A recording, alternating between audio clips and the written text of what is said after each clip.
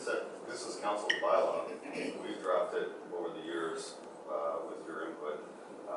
What you see, these are now the amendment. You can have delegations for an hour every delegation. You can have open delegations instead of doing anything else. It's totally up to you. You know from experience what it takes to get through a council meeting, and most of our are going until 11 o'clock at night. And most of the time you're dealing with delegations at the end. And most of the time they're not questions, they're comments. So this is up to you on how you want to structure your meeting. We're here to facilitate what you want to do. And can I add, Mr. Jackson's just dying to say something, but I'm not going to let him. Because he's, you know, okay, thanks, I'll pack it up. So we've got, you know, he's got a lot of stuff that he wants to go through that addresses a lot of these issues, or may not, but I'm sure a lot of it is addressed by Mr. Jackson. And he's taken the old, or the current procedure bylaw and the one recommended, the draft by Elimina, and I think in some areas has compromised. So, or in many areas. So we have to see what that looks like. And this is not going to be finalized today. So this could be more meetings. So, okay. Councilor Johnson. Thank you, Mr. Chairman. My only concern with this very tight restriction is that the corporate officer is going to have everything written verbatim. Everything the person wants or intends to say, whether it be a question or a comment, is going to have to be screened by the corporate officer to make sure that that information or presentation hasn't been spoken by a previous delegate. I particularly enjoyed the WTE presentations. Some were scientific, some were passionate. The Reverend didn't have a chance to make his submission because the mayor called the meeting and said enough. We had 5 comments, but when I read his comments, I thought there was a different application, a very spiritual application that I would have liked to have heard, and what I'm sure the public would like, some of the public would like to have heard. So it's going to be a very difficult role for you to play, because everything's going to have to be written. They can't just say the subject. They're going to have to say exactly what they want to comment about. So you're going to be up till the cows come home. That's your suggestion. That's, your suggestion. well, A because person could speak off the cuff, could they not? not if it's on the same Well, subject. let's ask Steve, because Well, they're not restricted to have to submit something in writing, surely. Well, what do you mean? It depends how you want to proceed with it. If we're going to have delegations and we're going to have to topic, because right now we do. So what's the topic, so that we can understand whether it's an item on the agenda or not on the agenda, so whether it fits under the whole council, etc. And then a bit of a blurb, but absolutely they don't go by script right now. And unless council wanted that to be the role of corporate officers' criteria to vet, I wouldn't look for the script or what they're going to say verbatim. However, we do get bits of correspondence that come in that do have that. It would be a challenging role. It is a challenge. Councilor Anderson. Okay, Councilor Brown. I don't think that this procedure, the draft procedure says that you can't say the same thing as somebody else. It's not, it wouldn't say you can't say what someone else says. You can't yourself come and speak. It has to be new information. Yes. And unless you know what they're going to say, you don't Will know you ask them? information. Will you ask them? I think that there's a level of trust I would say, is this new information or is this what you said? Honest about that. Point being, I suppose that there is an awful lot of business that council has to go through, and repetitive presentations on the same thing. I think repeat our work. But I touched my screen in this form. But on the question of whether it lies within our jurisdiction, and that would be a reason not to deny a delegation right. I find that because the municipal level is so much different than upper levels of government, that people come to this level of government asking for some sort of relief or support for things that the senior levels of government are doing that people feel that they don't have any influence over.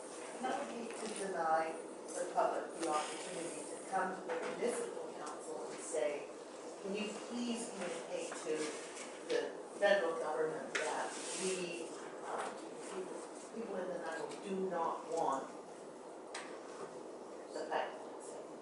So I wouldn't like to lose that opportunity for people. So I'd like that piece to be kind of written to allow more, to not disallow that. I'm not sure how it would be written, but it would I think that would be allowed for the public. Councillor Anderson? I think, Mr. Chair, I agree with all the comments that have gone around. Our corporate officer does go through the delegations, so I can see that. And the second thing as well is that in regards to such as the seal market, for example, there are numerous individuals who send us letters and say, to mayor and council, can you send this letter to the federal government? And I know that all of us around the table have, and receiving correspondence that we should make a motion to do exactly that. So I don't think that people will lose their opportunity to be able to have resolutions sent to senior levels of government. The opportunities for them to be able to do so. It may not be in a presentation format, but it could be in a letter format where it's actually written down. And I know that was the case when Labour came with the West Green Lines? Yes, West Green Lines came, and they actually sent us a letter in advance, but then also made a presentation on top of it, but within their letter said, these are the points that we want them to have within the letter that goes to the commissioner. So that might actually be more effectively the counterpart to what it's going to be saying within presentation as always, especially if they don't give us information on that. But at the end of the day, it is dependent on how much council wants to spend its time on this. Because I know the regional district will spend hours just on delegations that have nothing to do with the same regional district's business. And it takes a long time, and so we want to spend more time on getting the city's business done. We want to speak about delegation for the CLM, for example. And that's, I think that there's value in both, and I think I'm trying to happy medium, but I think that there's opportunity for the resolution comment that came up that could be addressed through other means as well. Thank you. Now, gotcha, Councillor McKay. Maybe clarify, Mr. Jackson, public comment and delegations, are we mixing those two up? Is this what we're talking about, or not? Well, I think it's a tough one because right now your current bylaw talks about delegations in one way. And sometimes when you talk about public comments, it's not just dedicated to delegation, which is an agenda item specific. So I think that does get mixed up. And what I'm talking about in the report is actually looking at not defining them, but definitely separating them into two parts so that it's a bit clear on that topic. So that when you do say public comments, you know you're talking about something that may be different to a delegation. Good. Councillor Patty? No, that's good. Okay. Mayor Tim? Well, I was just going to say there seems to be some confusion over whether a delegation wishes to be heard at the beginning of this thing, and whether there was a requirement to have a written submission. And boy, I'm very much opposed to that. I mean, obviously, one of the things that people would want to do is that yours here? Someone's humming over there somewhere. Is to hear Our Facebook. Is it? Turn up the voltage. Anyway, but you know what I was going to say with some difficulty here was that. But I mean, I think people in the audience might generate questions from the comments of others, and I mean to expect them to be able to come with a written question or a written statement, and isolation of having your new information is just wrong. I think they have to have the right to speak on issues that they're comfortable with, ask questions about those issues. I would never support having to sit in writing. Thank you. Councilor McKay. Thank you. I guess the issue for me is, I believe that we've kind of wandered off our path as to what our job actually is. Is it mandated by legislation that a municipal or city government is to be the voice of their citizens to federal and provincial governments?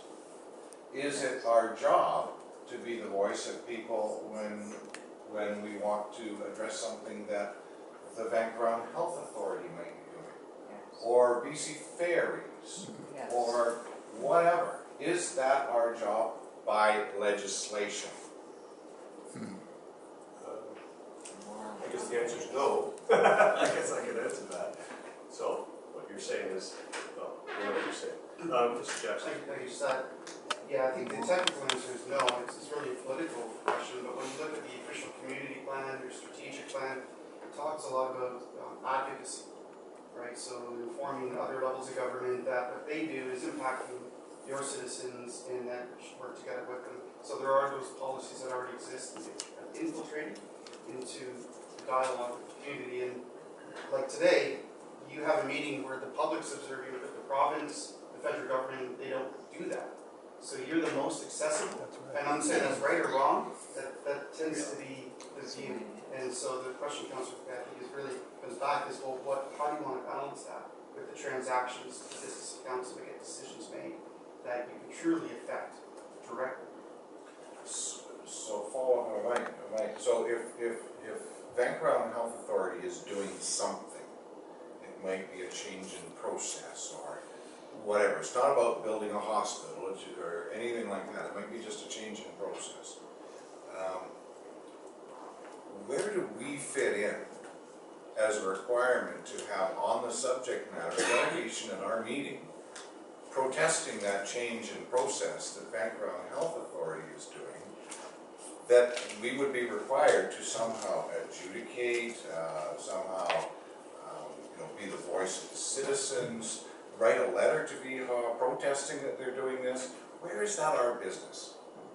Well, that's a question that goes back to you, is where do you want that to be your business? Right now, if they want to change the process, for example, they'll write a letter to staff to say, well, is there any position of council? So in a vein, perhaps John Horn, social development strategy, would say, look, council's already made a position, and here's where we're hoping that we'd like to go as a community, but we know some of the services you provide will help us get there. So this will influence what they're going to do by your policy, by your decisions. And when you have Dr. Hasselback coming every year as a check-in, is one of those networkings. And it's similar to when you work with the Port Authority and other jurisdictions. Really, it comes back to your level of comfort and engagement. But they look, just like we look as a city, to other jurisdictions to assist. When the Port, and I'll use the Port Authority again, if you want to affect some changes down there, there's an invitation, Port Authority, can you come to the table, we're going to do a planning exercise. Well, it's not their jurisdiction to do zoning on the part that the city owns, but they had an interest in it. So they decided to come to the table, but they could have made a decision to say, no, it's not part of our business plan, and that was their goal, just like it's your goal, in terms of that connection. As I say, I think we've gone way off our road, our roles and responsibilities. But that's just me. Did you have something to say, Councilor Johnston? No? Okay. So let's circle this situation, and I don't know if we're going to make any snap decisions at the moment. We haven't heard Mr. Jackson's report. All very good comments. Good to have. We got one more speaker, Mr. Bowling. Welcome. Thank you. I have just a couple of comments. One is bothered me from the beginning, and that is that the definition of governance that we're using here seems to be primarily oriented to the council and staff, and that they govern our